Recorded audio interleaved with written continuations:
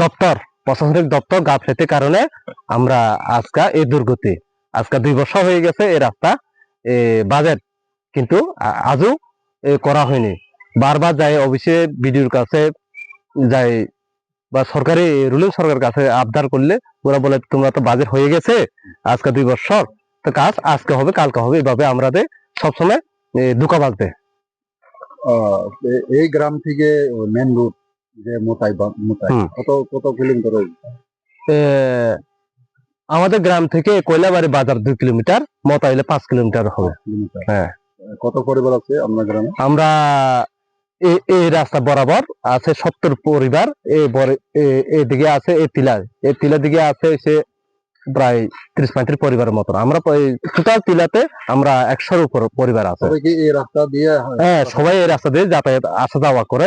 অনেক সময় শুধু রুগী না, অনেক সময় বর্ষাকালের যেমন আমাদের বেশিরভাগ তো টিলা জমি নাই, চাষা জমি নাই, যার কারণে বাজারে যায় চাল আনো লাগে, চাল ডাল আনো লাগে, শন বাদ বেশি বিক্রি করতে সব আমার কান্দের উপর নির্ভর।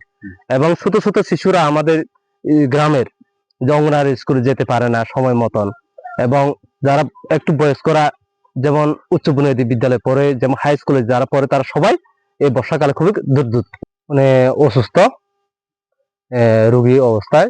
এই অসুস্থ কারণে আমরা নিয়ে যেতেছি বিলোনিয়া মহকুমা হাসপাতালে। স্বাদে ভরা ঘিয়ের সুবাস লংতরায়, কি ভালো খেতে। শুদ্ধ ঘিয়ের আবেশ ভরা লংতরায়, অপূর্ব সুগন্ধ, পুষ্টি ভরা ঘিয়ের খাবার, গাওয়া ঘি প্রিয় সবার লংতরায়। একেই বলে বিশুদ্ধ ঘি। বিশুদ্ধ ঘি নাম মনে রেখো লংতরায়। লংতরাই ঘি রোজ খাবারে তোমাকে চাই। লংতরায় লংতরায় লংতরায়।